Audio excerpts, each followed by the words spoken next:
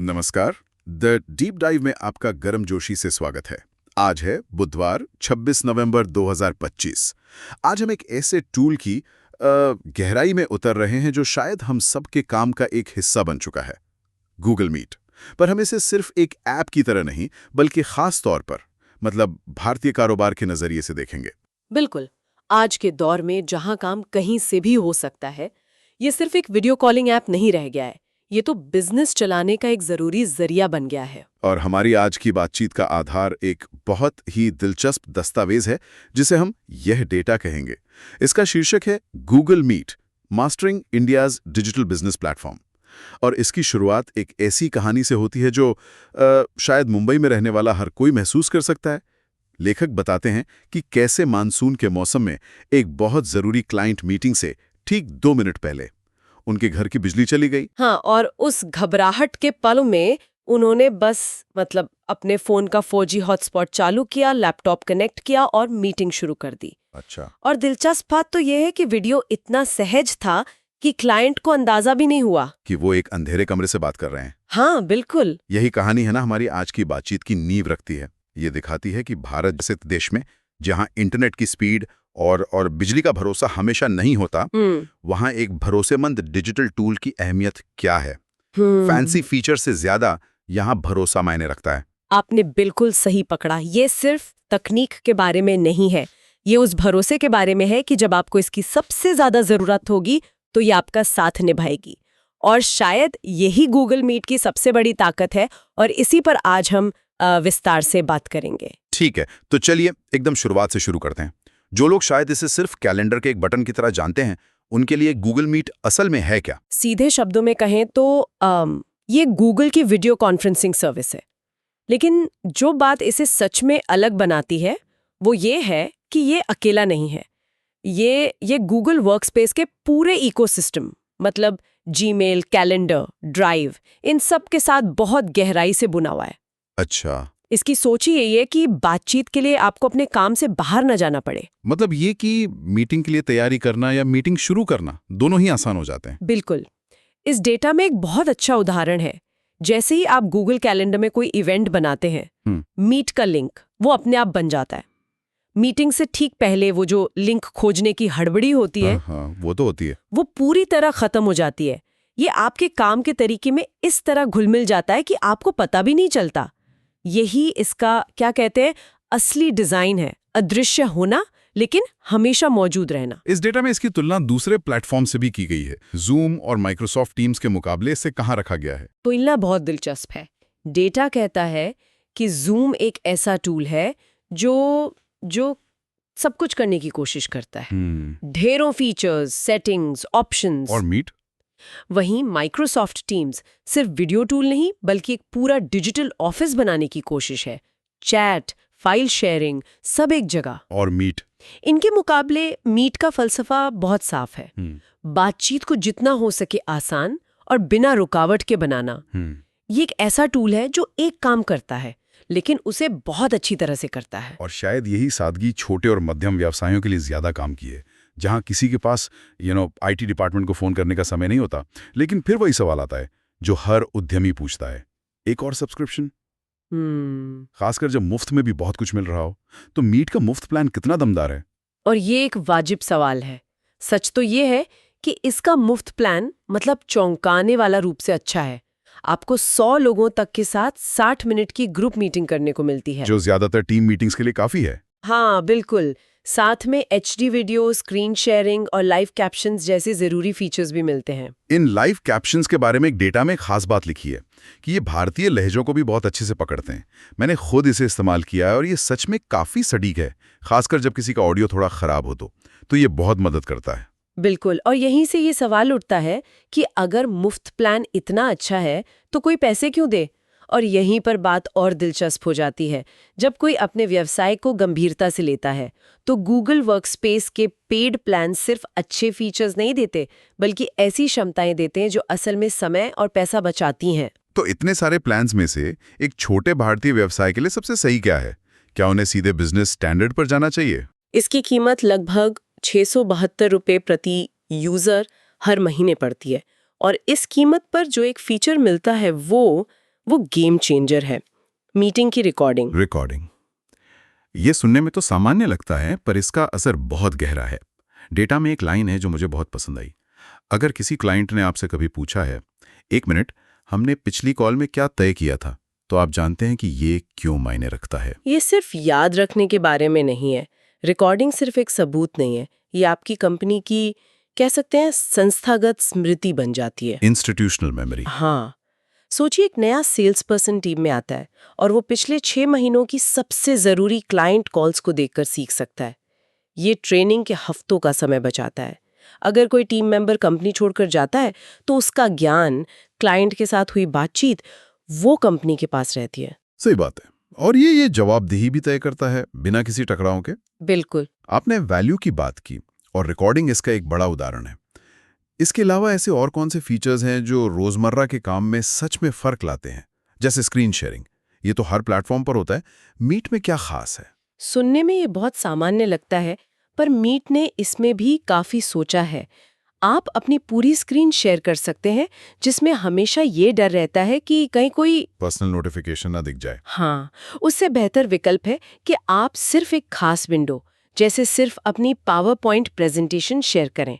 और सबसे अच्छा विकल्प है सिर्फ एक क्रोम टैब शेयर करना। ये वीडियो प्ले करने के लिए बेस्ट है, क्योंकि ये ऑडियो को भी साथ में स्ट्रीम करता है। और इस डेटा में दी गई प्रोटिप तो शायद हर किसी के काम आएगी। शेयर करने से पहले हमेशा अपना ईमेल और व्हाट्सएप वेब बंद कर दें।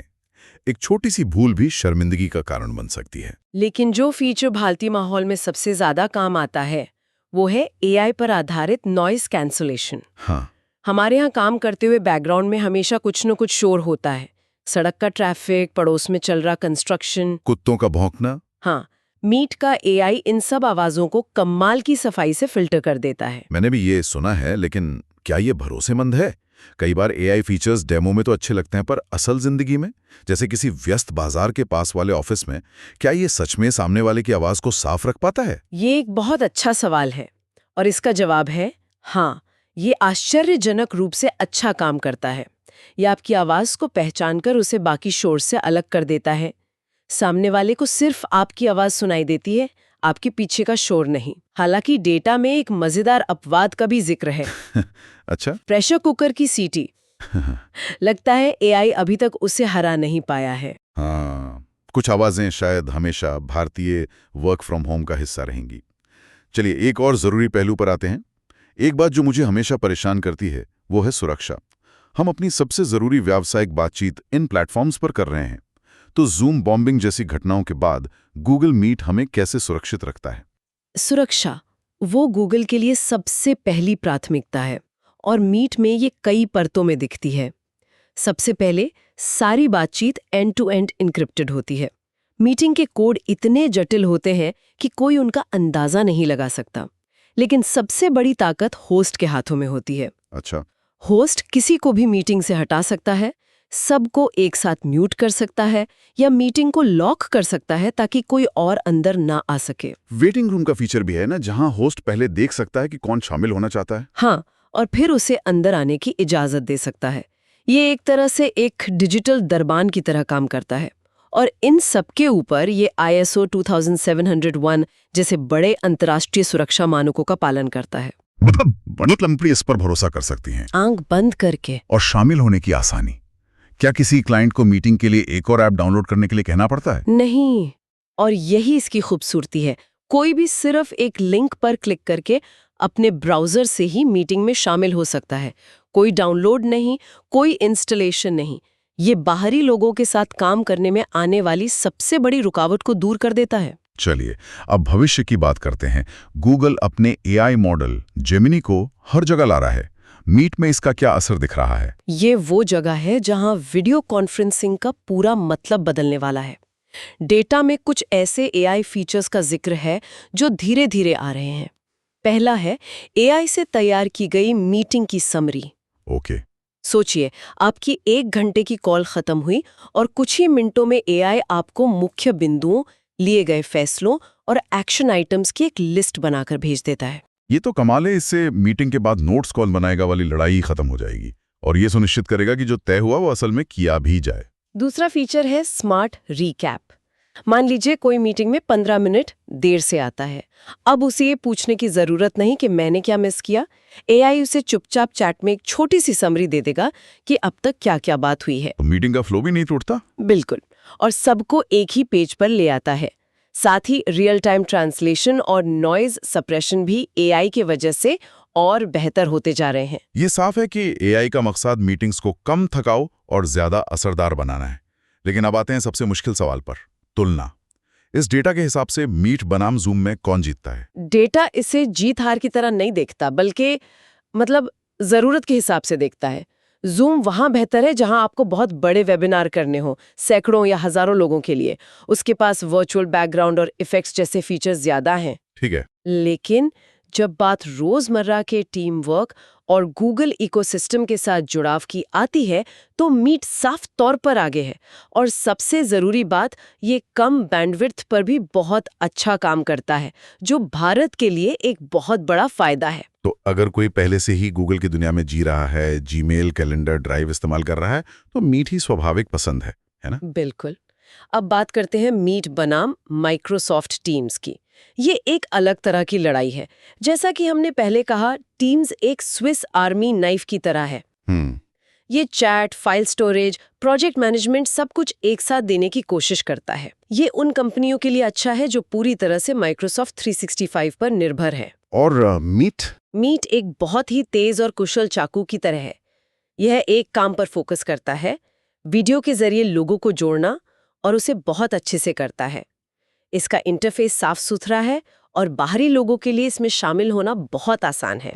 तो चुनाव इस बात पर निर्भर करता है कि आपको एक सब कुछ एक जगह वाला समाधान चाहिए या सबसे अच्छी बातचीत वाला टूल। तो इस पूरी बातचीत को समेटते हैं। इस सब का आखिरी मतलब क्या निकलता है? एक भारतीय बिजनेस के मालिक के लिए मुख्य बातें क्या हैं? डेटा इसे बहुत साफ तरीके से बताता है। गूगल मीट उन लोगों के लिए एकदम सही है। पहला, जो पहले से ही जीमेल और गूगल कैलेंडर बहुत ज्यादा इस्तेमाल करते हैं। दूसरा, जिन्हें बिना किसी तामझाम के एक सीधा, सरल और भरोसेमंद समाधान चाहिए। तीसरा, जिनकी टीमें अलग अलग जगहों से काम करती हैं और उन्हें एक ऐसा टूल चाहिए जो हर बार हर तरह के इंटरनेट पर काम करे। और चौथा, जो अपने बजट को लेकर सजग है लेकिन पेशेवर स्तर की सुविधाएं चाहते हैं। और ये भी साफ करना जरूरी है कि कब दूसरे विकल्पों के बारे में सोचना चाहिए। अगर किसी को बहुत बड़े वेबिनार करने हैं तो शायद जूम बेहतर है, और अगर किसी की कंपनी पूरी तरह से माइक्रोसॉफ्ट पे टिकी है तो टीम्स ज्यादा लॉजिकल लगता है। लेकिन डेटा का निष्कर्ष यही है कि ज्यादातर भारतीय व्यवसायों के लिए मीट विश्वसनीयता, सरलता और कीमत का सबसे अच्छा संतुलन देता है। ये वो टूल है जो बस काम करता है। चलिए इस चर्चा को एक अंतिम विचार के साथ खत्म करते हैं, जो हमारे श्रोताओं को सोचने के लिए कुछ दे। ये विचार भी हमारे डेटा से ही निकला है।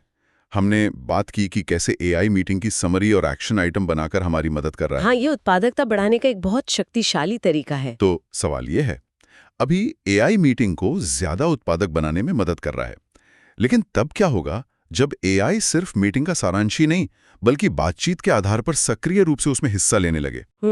जब वो डेटा के आधार पर नए विचार सुझाने लगे या हमारे फैसलों को चुनौती देने लगे, ये इंसानी सहयोग की प्रकृति को कैसे बदल देगा?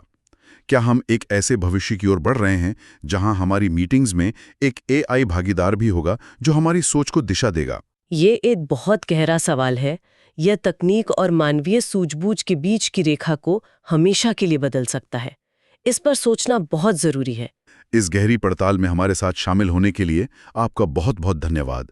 उम्मीद है ये जानकारी आपके काम आएगी। अगली बार तक अपना ध्यान रखें।